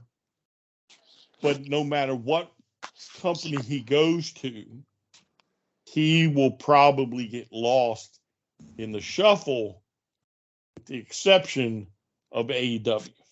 Now, I'm not saying they're going to do him right, but I think he will at least be put on TV and they'll know what to do with him. Whereas WWE, he may very well come in a big name, but then turn out to be Karrion Kross. And here we are. Oh, no. No. 6 months later, and yeah, I'm putting out tweets because I'm frustrated because they don't know what to do with me. Oh, if you want to know a guy that would be vocal about not getting used, Jay White will be very, very vocal if you don't use him. Yeah, but either way, though, he's going to get locked into a contract. Yeah. Right? And I would be more leery of the WWE right now because, again, they're signing these free agents. That roster's just as bloated as it was, some time ago. And there's reports that Triple H has already come out and said, no, we're doing it to keep them off the other show. Right. Well, that's the same mentality Vince had, and look where it got him. One good storyline, and AEW is going to be on par with Raw. Because they're still teetering around 1 million. Mm-hmm. If they strike gold on one storyline, another 500,000 is not far off. Right. And that puts them on Raw's level.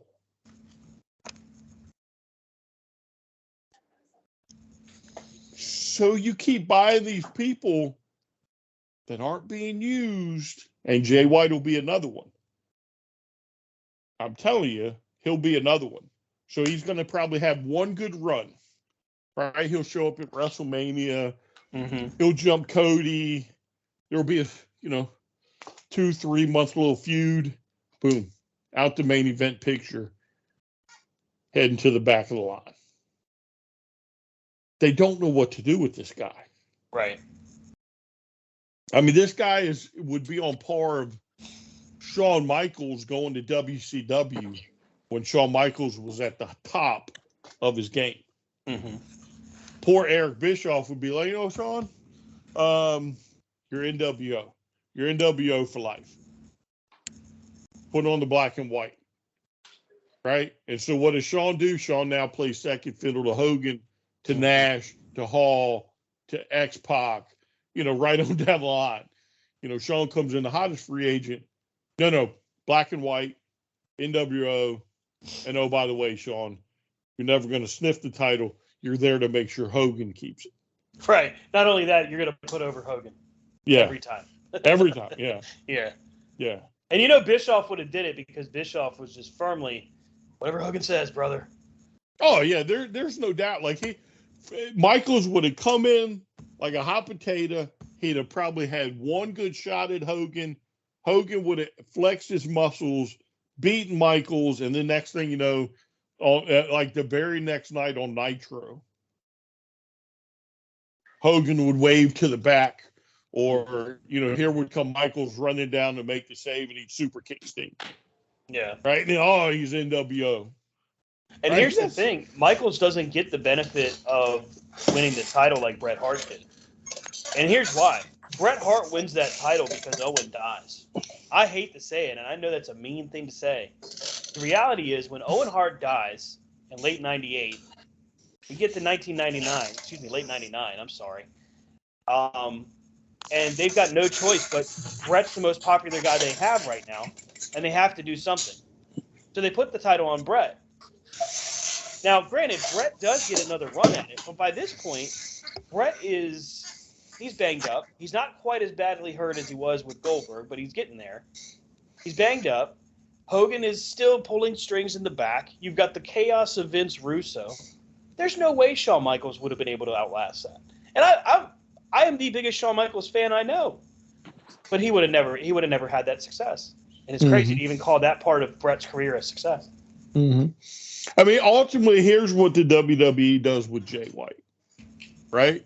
So he leaves New Japan as the quote-unquote de facto leader of Bullet Club, right? He's the face of your Bullet Club right now, right? Or was anyway. Well, doggone it, don't we have 3 members of that very same faction just sitting around not doing anything? Right. And one of them just happens to be injured. But God, I'm paying a lot of money for these other 2 guys to fight on main event or whatever show they might have, right? So here's what happens. WrestleMania, Jay White shows up, beats down Cody, feuds happens, and Jay White forms, or jumps in the club. 3 months later, 3 months later, well, AJ Styles and Jay White aren't big enough, to be in the same club together. So Jay White and the what do you call them guys? Gallows and Anderson. Who are those guys? Yeah, who are those guys? I'm sure they appreciate that. But they turn on AJ, right? Yeah. So 3 months down the line, we've gone from Jay White jumping Cody Rhodes getting a title shot to now he's feuding with AJ Styles. And he never sniffs that world title ever again. And that's a shame.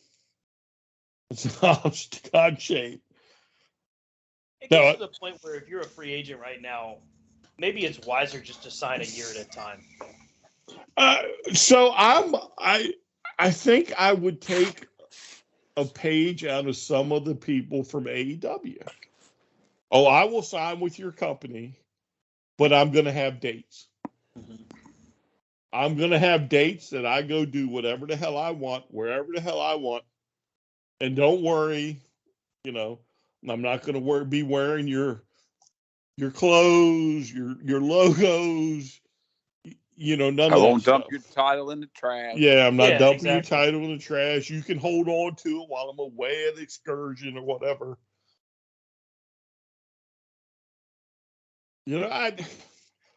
That to me, that would be smarter. I mean, the rumors FTR might go back to the WWE. Well, once again, now we're at a bloated roster, and y'all got screwed the first time. What do you think's going to happen to you the second time? There is talk that they're going to do take a year and just run the indies. That might be the smartest thing you can do right now for anybody, is just to go wherever you want, whenever you want, wrestle on whatever program you want. You know what I'm saying? Mm-hmm. And you just look wrestle. at, right. And look at what Matt Cardona has done. I mean, Matt Cardona has done basically what Cody did, not at the level Cody did it, but I mean, the man is constantly reinventing himself on different, he does all things. Like he's at small little indie circuits, but then he's at those feeder systems, like I know he just fought, what is it, Cyrus for the NWA title again. But yeah, I mean, at this point, with both companies kind of having their people, I would be very leery to sign an exclusive deal with anybody right now. So is Cardona signed to the WWE? No. He's still free agent. Was that like just a one-off or something? Like Chelsea Green, his wife, is signed with WWE. Yeah, but Matt Cardona is still a free agent. Yeah. Oh. Well, I thought he got signed for some reason. So there was leading up to it. He was joking with everybody for weeks. Kept posting pictures of himself as Zack Ryder, and going to the extent of he's actually trademarked the name Zack Ryder. Yeah, and he's even tried to, he's even leaked out to the media to try to make it seem as if he had signed. Well, but I mean that to me, Cardona is doing it right now. Yeah. right? He is all over the place. He is a bigger star now than he was as Zack Ryder. I know, don't get me wrong. People love Zack Ryder because, there's one thing about wrestling fans. Wrestling fans will pick up on the fact that you're a good wrestler or you're entertaining, and they don't care what the higher ups say. You know what I'm saying? When you collect wrestling figures, you're even better. Exactly. My God. Like, collect toys, you're awesome. But yeah, I mean, that's what I mean. People should take a page out of his book, right? He's making money. He's all over the place. He's one of the biggest, free agents out there on the market. Yep. And he's doing it. He's enjoying what he's doing. I just saw where he and Chelsea posted that after 5 years of looking for houses, they finally they were going to build their own. So apparently, life is good if he can afford to, in the Florida market. Apparently he's not worried about, oh my God, where's my next paycheck coming from? But I agree with Brian on the fact that you got to think, how many people WWE's brought back and they haven't used? How many people does AEW have that they don't use? And I'm not saying don't use. I'm just saying using main event storylines. And someone like Jay White would have to be main event. So, looks like they're going to break up the Alpha Academy. Oh my God, really? Yep, he's out there with Maxine Dupree while Chad Gable was in the ring getting ready to get squished by Bronson Reed. Oh, yeah, he got squished. That had to hurt. But did you see one of my dream teams is coming true? What's that? Which dream team?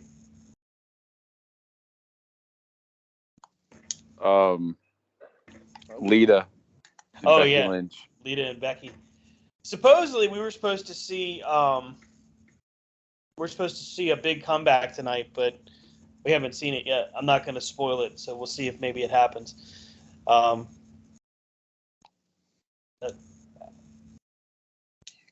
don't get half the stuff we're seeing on WWE lately. And I had thought for a while, I had really thought that they were making improvements, but they're just back. I think they're trying they're trying to give Bronson Reed a moment, but then it's also we're on that autopilot to WrestleMania. Yeah, and that's kind of what it feels like. It's just, all right, well, we're going to do these 3 things, and we're just going to stick with that, and that's all. That's all we're doing, guys. Have a good one. Yeah. I mean, it's back in the day of you remember when we used to go to see house shows and then you'd see the same damn matches on Monday. You're like, wait a minute. Yeah, right. Exactly. Well, there's somebody nobody gives a shit about. Yeah. Austin Theory. So Wednesday. Gosh, why would I say Tuesday? Wednesday night, there is a announcement coming from Tony Khan. A big announcement on Dynamite. You guys have any idea what this announcement would be? Who knows? He bought Madison Square Garden, therefore WWE can never be there again. Okay, that would be hilarious. No. No. What would be hilarious, and of course, this is just me fucking around here. What would be hilarious is one Khan show up and be like, no, the paperwork said Khan. But it's Didn't Nick say Khan. which Khan. Oh my God. I'd love it. That'd be great. It's just like when he bought Ring of Honor. And he said, "There's no Shane here. There's no Shane. It's really me." I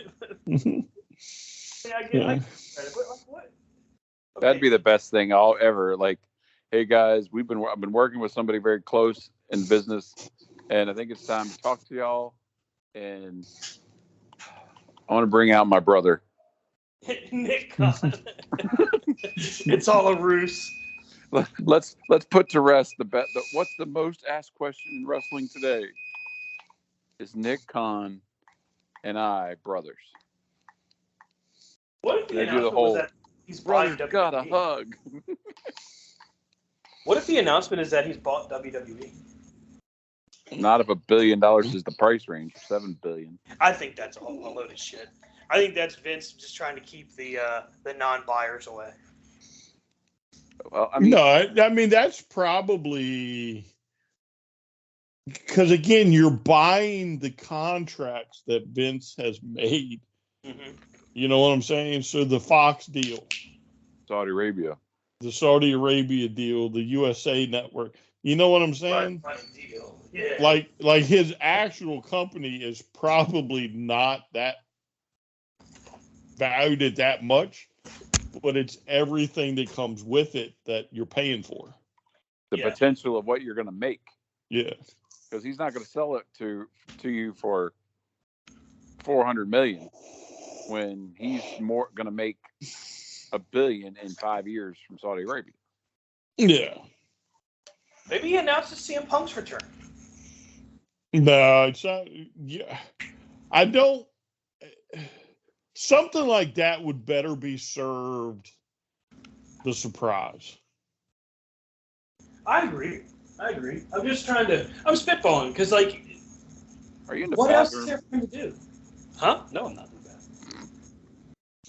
Well, I mean, there's all types of things. You know, it could be a streaming deal. It could be, you know, we've reached a new deal with Warner Brothers, and we're staying on. What are they on? TBS. Yeah, TBS and TNT. Yeah, we got a new show at 6:05 on TBS. I mean, there's any number of things. I'm bringing out a new belt. Yeah.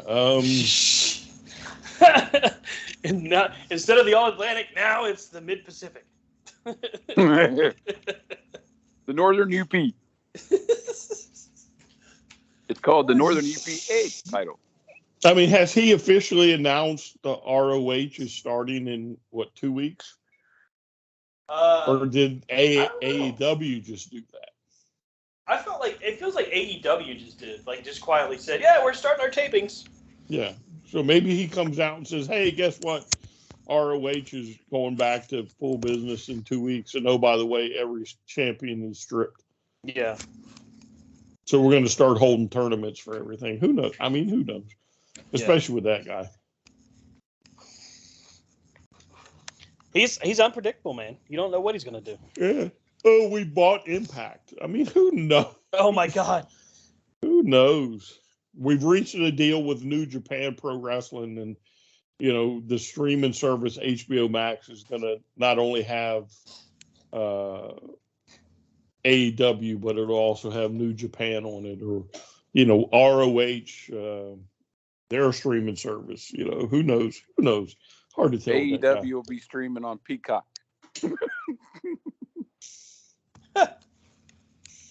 We've got a new deal. We're leaving Time Warner and we're going to Peacock. They're going to stream on the cock. Wait, what? I mean, honestly, I think as fans that have lived through the WCW WWE era, right? I think the worst thing that could happen would be the same guy buy WWE. I mean, I think he's done great with what he's got. But we see what happens when one guy owns all the wrestling, you know? Well, but I also think he's probably learned from the past. Mm-hmm. Because, again, he could have very easily been like, oh, it's ROH. We're just going to fold it and then, you know, whatever. But now it's, again, we're 2 weeks from the TV tapings at ROH. You know, that's what Vince should have done with WCW. Yeah. Could you Shut imagine it down, if he did, reworked it? What? Could you imagine, like, just for an instant, if Tony did buy WWE, right? And on one program, you could literally see, as a wrestling fan, ROH, New Japan, WWE, and AEW. Like, that would just blow the minds of the bobbleheads right there. It's not out of the realm of possibility. There are only so many people in the world that can come up with a $7 billion offer. But if I have that money, don't think I ain't going for it. How much are the Jags worth? Oh, no, they got more money than that. They ain't got to worry about selling nothing. Legitimately, if they wanted to buy it, they probably could. Oh, yeah, there's no doubt. They're pretty well connected. You don't have that. Oh, yeah. They have like stupid Jeff Bezos money, which is why it always cracks me up when people are like, AEW is going to go bankrupt. No, they Which is why what? When people will say on social media, it always cracks me up when they say AEW is going to go bankrupt. No, they won't. No, this isn't like some guy playing with his tax money. Right, exactly. This is legitimately somebody and his own father has said, I'll continue to fund it. I don't care. Okay. Yeah, it's his money. Right, Tony's exactly. Money. Yeah, he's going to let him do it. It's his project. I'm going to let him do what he loves. It's exactly what he said in an interview. Yeah, I mean, I think what he said was, oh, well, he was getting this money when I died anyway. Exactly. But I'm gonna give it to him now so he can, do his thing. I mean, that's just smart. And why? Yeah, and Rob does have a point. If there's one owner of all the wrestling, we've learned it before. That's not always great, but Tony Khan's been pretty versatile. Yeah, he's got room for improvement, but he's been pretty versatile with the two companies. Well, Next week on Raw. But again, though, I also don't think that Tony would be dumb enough not to bring Triple H on board and some of these other ones on board. And hey, you do your thing over here. We'll do our thing over here. Mm-hmm. And I, of course, am going to learn from everybody because I'll run the whole show. And, of course, we will have one big pay-per-view. WrestleMania will not just be you all, but we'll have it for a weekend, and it'll be everybody. Could you imagine owning the rights to WrestleMania? Because I think also the thing about the WWE, the sale that you think about is if it includes everything, how much money is tied up in that library alone? Oh, that library is, I'd say, probably every bit of a good $50 million library, if not more than that. Yeah. So, but, the other thing, too, is whoever is going to put up the money is not doing it by himself. Right. So, maybe the Khans put up $4 billion to become the controlling partner. And then they find enough backers to get the other $3 billion, which again is not. Huh? Triple H go in with them. Yeah, I'm shocked, honestly, that Triple H hasn't been attached to one of these things yet. I mean, I think. What did I see? If they sell, that Stephanie makes like $100 million plus. Yeah, it's a pretty crazy amount of money. Well, I mean, she never took a salary. They did this like for financials, and like she makes all her money off the stock options because she owns so many of it. Yeah. Right. Yeah. Well, as we get ready to close up, we're a couple weeks away from Revolution. We got the Iron Man match with MJF and Bryan Danielson. We got the tag title match, which is going to be, I don't know, it's the Gun Club defending against four other teams apparently. We're seeing more developments with Saraya's Outsiders against the AEW Originals or Home Team, or I don't know what they're referring to them as yet. So we've got definitely some developments next week. We're going to go through it. We're going to do a countdown to Revolution next week. We're going to talk about our predictions, and we'll lay out. Already? Yeah. I thought it was closer to the end. Okay. Let me just double check. I could be wrong. Maybe it's ROH I'm thinking about. March 5th. Oh, wow. Okay. Yeah. 2 weeks away. 2 weeks. So that's going to do it for us. Catch up with Rob at Rob Hefner C2C on the Twitter bot. Catch up with Brian at Vlad Dragul. That's VLAD DRAGOOL C2C on Twitter. And catch up. catch up with the show at C2C Radio Show. I'm at Stan Grubb on Twitter. And that's going to do it. We'll see you next time right here on Corner to Corner. Have a great week, everybody. We'll see you next time.